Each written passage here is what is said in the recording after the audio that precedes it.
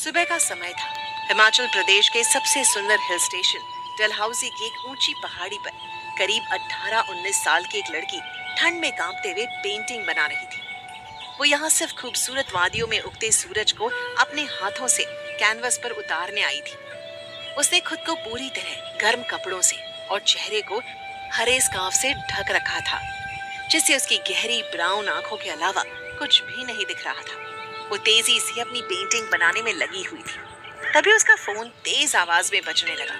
वो गुस्से से फोन को देखती हुई बोली, ओह गॉड, लगता है मॉम जग गई। आज तो बहुत डांट पड़ने वाली है। उसने डरते हुए फोन उठाया। दूसरी तरफ से गुस्से से भरी आवाज आई, मानवी कहाँ है तू? कितनी बार कहा है अकेले मत निकला कर। जल्दी फार्म हाउस वापस आ जा। और हाँ, ये बता, चेहरे को स्कार्फ से ढक कर रखा है ना? मानवी बोली, हाँ माँ, मेरा चेहरा ढका हुआ है और मैं बस 10 मिनट में आ रही हूँ। इतना कहकर मानवी ने फोन रखा और जल्दी जल्दी अपनी सारी चीजें समेटने लगी। उसने अपने कंधे पर बैग टांगा, हाथों में पहने दस्तानों को उतारकर जल्दी से बैग में रख दिए और अपने हाथ ओवरकोट की जेब में डाल दिए। फिर वो रास्ता ढूंढने लगी, क्योंकि सुबह सुबह सूरज देखने की जल्दी में वो ये भूल गई थी कि वो कितनी दूर तक आ गई है।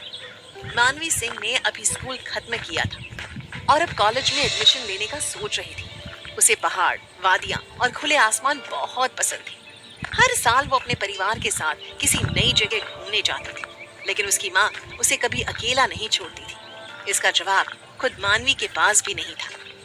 मानवी गुनगुनाते हुए अनजान रास्ते पर आगे बढ़ रही थी। सुबह का वक्त था, सड़क पूरी तरह खाली थी। उसे चलते हुए कुछ देर ही हुई थी कि अचानक गोली चलने की आवाज आई। वो चौंक गई और डरते हुए खुद से बोली, ये क्या सुना मैंने? यहाँ गोली कौन चला रहा है? रास्ता सुनसान था, आसपास कोई भी नहीं दिख रहा था। डरते हुए वो थोड़ा और आगे बढ़ी तो उसने देखा कि थोड़ी दूरी पर एक कार खड़ी थी और उसके सामने एक जीप थी जिसमें कुछ लोग बैठे हुए और लगातार उस कार पर गोलियां चला रहे थे। मानवी का दिमाग सुन्न हो गया। उसे कुछ समझ नहीं आ रहा था कि ये सब क्या हो रहा है। फायरिंग लगातार जारी थी। ऐसा लग रहा था कि कार में भी कोई छिपा हुआ था, क्योंकि वहां से भी कभी कभी जवाबी गोलियां चल रही थी। मानवी की चिंता अब सिर्फ उस फायरिंग की नहीं थी। उसे इस बात की भी टेंशन हो रही थी कि अगर वो लेट पहुंची तो उसकी माँ सच में उसे चप्पल से पीटेगी। लेकिन असली डर ये था कि कहीं उसके सामने कोई मर ना जाए। उसी समय उसके दिमाग में एक आइडिया आया। उसे जल्दी से अपने फोन में पुलिस का सायरन बजाना शुरू किया। उसके फोन की आवाज काफी तेज थी। उसे नहीं पता था कि वो किसी को बचाने की कोशिश में खुद को खतरे में डाल रही है। उधर जीप में बैठे लोगों के चेहरे कवर्ड थे। उन्होंने अजीब सी यूनिफॉर्म पहनी हुई थी। एक आदमी ने सायरन की आवाज सुनकर घबराकर कहा, पुलिस? लेकिन पुलिस को कैसे पता चला? खबर के हिसाब से तो किसी को नहीं पता था कि हम यहाँ हैं। दूसरा आदमी बोला, हमें निकलना होगा, अगर पकड़े गए तो बॉस हमें मार डालेगा। मुझे लगता है वो मर चुका है, उसे यहीं छोड़ दो। 2 मिनट के अंदर ही वो लोग वहां से चले गए। अब मानवी को और भी ज्यादा घबराहट होने लगी। चारों तरफ सन्नाटा था, बिल्कुल शांति। उसे समझ नहीं आ रहा था कि क्या करे। घर भी तो पहुंचना था। धीरे धीरे उसके कदम खुद ब खुद उस कार की तरफ बढ़ने लगे। जैसे ही वो पास पहुंची, उसे देखा कि कार में करीब 31 साल का एक आदमी बैठा था, जिसकी आंखें बंद थी। उसके चेहरे पर ब्लैक मास्क और सिर पर ब्लैक हुडी थी। पूरा लुक थोड़ा अजीब लग रहा था। शायद उस आदमी को एहसास हो गया था कि कोई उसके पास है। उसने अचानक अपनी आंखें खोली और झट से गन तान दी। ये देखकर मानवी डर गई। वो 2 कदम पीछे हटते हुए बोली, ओह हेलो, मैंने तुम्हारी जान बचाई है। उसकी आंखें देखकर मानवी की हालत और खराब हो गई। बहुत डरावनी आंखें थी उसकी। मानवी ने देखा कि उस आदमी के शरीर पर खून फैला हुआ था। शायद उसे गोली लगी थी। मानवी की हिम्मत नहीं हो रही थी कि उसके पास जाए, लेकिन उसे यूं मरने के लिए भी नहीं छोड़ सकती थी। इसलिए उसने अपने चेहरे से स्कार्फ हटाया और जल्दी से उस आदमी के पेट पर बांधते हुए बोली, तुम्हें बहुत चोट लगी है, क्या मैं किसी को बुला लाऊं? वो आदमी ध्यान से उसके चेहरे को देखने लगा। शायद वो पहली लड़की थी जो उसके इतने करीब आई थी। खून लगातार बह रहा था, इसलिए मानवी ने अपने गले से स्टॉल निकाला और पेट पर कसकर बांध दिया। वो आदमी अब भी बस उसके चेहरे को देखे जा रहा था। वहीं मानवी को उसका पूरा चेहरा नहीं दिख रहा था, बस उसकी आंखें नजर आ रही थी। मानवी का चेहरा उसके चेहरे के पास था और शायद उसकी आंखों में कुछ ऐसा था जिसने उस आदमी को भी अजीब सा एहसास कराया। मानवी जल्दी से अपना फोन निकालकर किसी को कॉल करने ही वाली थी कि तभी एक बहुत ही ठंडी और डरावनी सी आवाज उसके कानों में पड़ी। उस आदमी ने अपनी गन उसकी तरफ बढ़ाते हुए कहा, मेरे पास बैठो, मेरे लोग आ रहे हैं, इसे संभालो।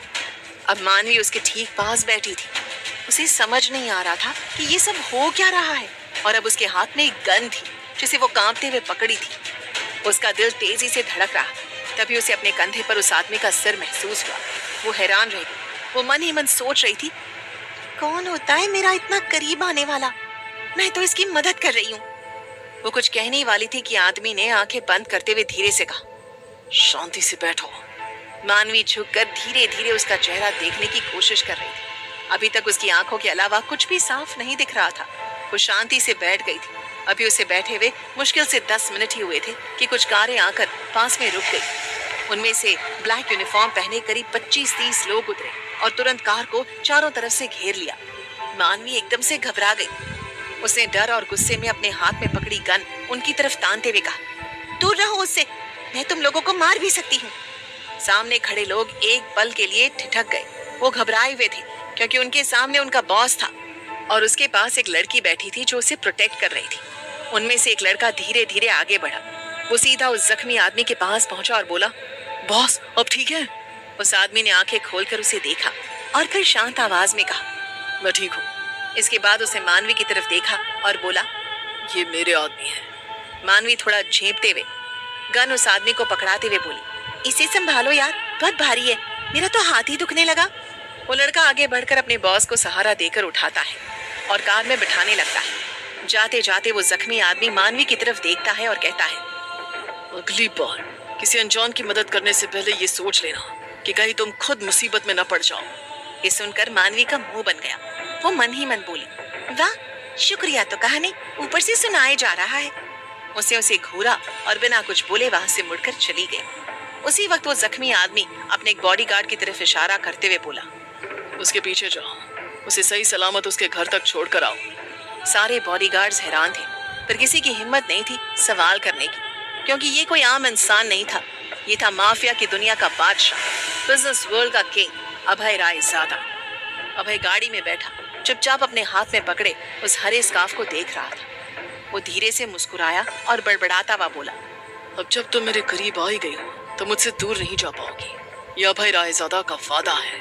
दूसरी तरफ मानवी जब वापस फार्म हाउस आई तो उसका चेहरा उतरा हुआ था। उसने किसी की मदद की थी, लेकिन सामने वाले इंसान ने न शुक्रिया कहा न ही इज्जत से बात की। उल्टा उसे सुनाकर चला गया और हुक्म के अंदाज में कहता गया, अब किसी की मदद मत करना। वो बार बार उस इंसान को याद करने की कोशिश कर रही थी, लेकिन उसकी आंखों के अलावा कुछ भी याद नहीं आ रहा था। वो खुद से बड़बड़ाई, कितना अकड़ू इंसान था। उसने मन ही मन सोच लिया था कि वो उसे दोबारा बात नहीं करेगी, लेकिन उसे ये नहीं पता था कि अब वो उस इंसान के और भी करीब जा चुकी है और जाकर भी उसे दूर नहीं जा पाएगी। उसे ये भी नहीं मालूम था कि कोई उसका पीछा कर रहा था। जैसे ही मानवी ने फार्म हाउस के अंदर कदम रखा, एक चप्पल उसके पास आकर गिरी। उसे ध्यान से देखा, वो उसकी माँ की चप्पल थी। उसे तुरंत अपना चेहरा ढक लिया। मानवी ने दिल पर हाथ रखकर कहा, ये क्या है माँ, मैं तो लौट आई हूँ, क्या आप अपनी बेटी से प्यार नहीं करती? चप्पल फेंक दी आपने। उसकी माँ गुस्से में बोली, पिछले आधे घंटे से तेरा वेट कर रही हूँ, तू बोली थी 10 मिनट में आ जाएगी। अब मानवी माँ को कैसे बताती कि वो किसी बड़ी मुसीबत से निकल कर आई है। खुद उसे नहीं पता था कि वो किस गैंगस्टर की मदद करके आई है या किससे पंगा ले लिया है। अगर वो कहती कि किसी अनजान इंसान की मदद करने गई थी और वहाँ गोलियां चल रही थी, तो उसकी और पिटाई हो जाती। वो दौड़कर अपनी दादी के पीछे छिप गई और बोली, दादी मुझे मम्मी से बचाओ, ये हिटलर बनकर मेरे पीछे क्यों पड़ी रहती है हमेशा। मानवी की बातें सुनकर दादी मुस्कुराते हुए बोली, हाँ हाँ, शरारतें तुम करो और छुप मेरे पीछे जाओ। तुम्हारी माँ तो पूरी हिटलर है, हम मुझे भी नहीं छोड़ेगी। जो सुबह की मीठी चाय मिलती है वो भी बंद हो जाएगी। मानवी मासूम सी शक्ल बनाकर बोली, हम सब कितने अच्छे हैं, बस मम्मी ही हिटलर है। इस पर उसकी माँ गुस्से से बोली, तेरे चेहरे से स्कार्फ गायब कैसे हो गया? कितनी बार समझाया है कि बिना स्कार्फ के अपना चेहरा मत दिखाया कर। ये चेहरा नहीं, तुम्हारा अतीत है बेटा। अगर ये चेहरा दुनिया के सामने आया तो हम बड़ी मुसीबत में फंस जाएंगे। क्या है मानवी के चेहरे का राज और मानवी का अतीत? क्या अभय रायजादा मानवी के प्यार में पड़ने वाला है? रोमांस और सस्पेंस से भरी इस कहानी में खुलेंगे अतीत के गहरे राज। बस बने रहिए हमारे साथ और सुनते रहें हिज सीक्रेट ऑब्सेशन, सिर्फ और सिर्फ प्रतिलिपि FM पर।